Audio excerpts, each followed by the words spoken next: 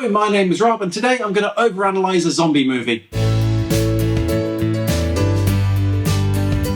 Welcome to Rob's Randoms. This is a channel where I make videos about things that interest me, and you know what? Horror movies interest me. I've really been getting into the hype of the 28 Years Later movie, so I figured I would rewatch the original 28 Days Later to kind of remind myself what happened and also just enjoy the modern classic. And fine, no, it's not a zombie movie, but come on, it is. So I rewatched 28 Days Later, and as I did, a theory started to form. What if none of the film actually happened, it all just took place in Jim's imagination? That's my argument, and in this video I'm going to give you my evidence to support it. I looked online and I couldn't really find anybody talking about this specific theory. There's lots of articles and essays written about how 28 Days Later redefined horror movies and what it has to say about war and toxic masculinity and society as a whole, but nothing about my idea that it all takes place inside Jim's head. I did find a few articles discussing the film's dreamlike aesthetic, but it doesn't use that to argue anything, it just points out that it's there. I feel like the film is just filled with so much stuff you can talk about, people didn't really feel the need to have to dig into it and find these kind of hidden extra messages. So I'm going to do it. So this video is my argument that the entire film of 28 Days Later takes place inside Jim's head while he's in the hospital dying. Fun, right? Maybe I'm right, maybe I'm wrong. Basically, I just enjoy overanalyzing movies and I really wanted to talk about this film. So let's begin. The chimps are infected. They're highly contagious. They've been given an inhibitor. Infected with what? So after the short opening that sets up the entire film, we then find ourselves in a hospital and we see Jim laying in a hospital bed naked and covered in tubes.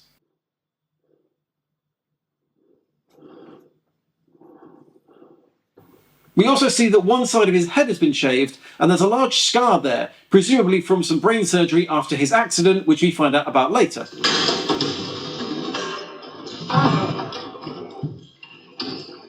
So our introduction to Jim is that he's lying in a hospital bed after suffering a serious head injury. Now I maybe want to tweak the theory a little bit and say that the zombie apocalypse is happening, it's just that Jim isn't experiencing it because he's in a coma, he's just hearing about it, and so he pieces together a narrative in his own brain based on what he's hearing. Oh, and my argument that he is dying? Well, what's the first thing that Jim does after he wakes up? He goes and downs a can of Pepsi because he's really thirsty. Now, we also see that there is nobody else in the hospital room with him, and so if he hasn't got all of these other people, Jim is probably going to die of thirst quite quickly. So my argument is that the film is basically a fever dream that Jim is having as his body shuts down and he slowly dies. Again, fun, right? So Jim leaves the hospital, he goes off and explores dead London, then he teams up with Selena and Mark. Then where do they go? Now there's a lot to talk about in this section of the film, and I want to start with the question of why. Why do they go to Jim's home? Specifically, why does Selena agree to go to Jim's home? She is shown to only care about survival and looking out for number one, so it doesn't really make sense for her to make this perilous trip to go to Jim's family home and prove to him what she already knows. However, if we were to use dream logic, all of these characters are just doing what Jim wants them to do and aren't really questioning it. So they arrive at Jim's home and Jim sadly finds his parents are dead, and then he reads the suicide note that they left specifically for him. In the note they specifically mention that they left him sleeping.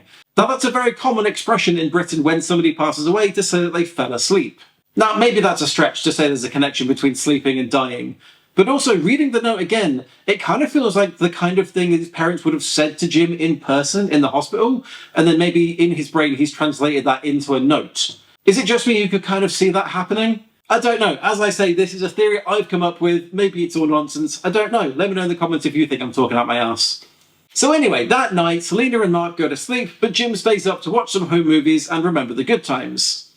But wait, it's the apocalypse. The movie has shown there is no power left, so how is he watching a home movie?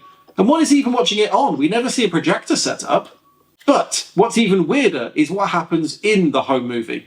So Jim and his parents are in the kitchen and Jim's dad asks him for some orange juice and Jim says the carton is empty. Give me a drink of that, will you? It's empty. But Jim says that. The Jim of now, standing there at night watching a home movie, he responds to his dad in the home movie. And also, we only see it for a brief second, but the Jim in the home movie is the Jim of now. He's even still wearing the hospital gown.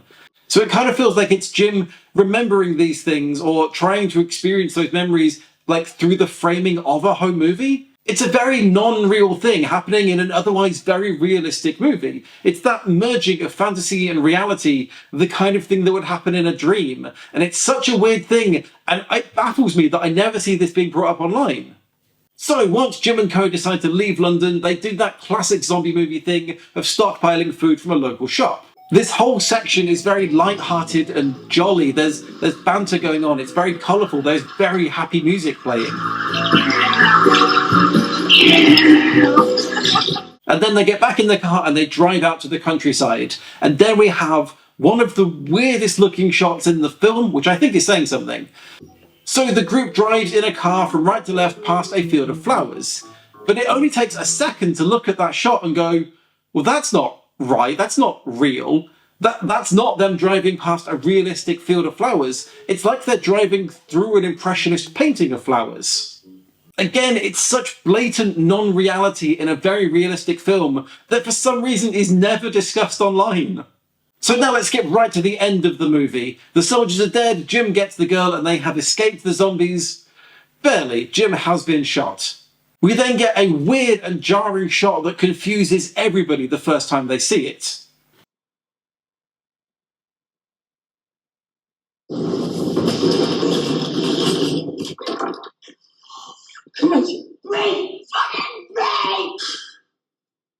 It's a warped and confusing landscape, the colours are off, and the only thing really visible is the word hell written in big bold letters. So if we take the triumph over the soldiers and Jim kissing Selena to kind of be the peak of the movie, then where does it go from here? That is the end. And if we think of this again as Jim's brain dying, this could be Jim's brain trying to rationalise and deal with him actually dying in real life. The confusing, horrible landscape and hell written on it could be Jim finally dying while his brain tries to process the concept of death as he tries to understand the great unknown. And that is my argument that the entirety of 28 Days Later takes place inside Jim's brain as he dies in hospital. Now, I'm aware there is a sequel, there's now about to be a second sequel, there's also a comic book, there's all these other things that kind of prove that the movie does happen, but whatever, it's a fan theory. If there's any other bits of symbolism that you've seen in the movie, let me know in the comments. Thank you so much for watching. My name is Rob. Please do click like and subscribe. Please don't shout at me in the comments about how stupid I am and how wrong I am. This was just a stupid, fun video because I wanted to talk about a film that I love. Thanks so much for watching. My name's Rob and I'll see you in another random video next week.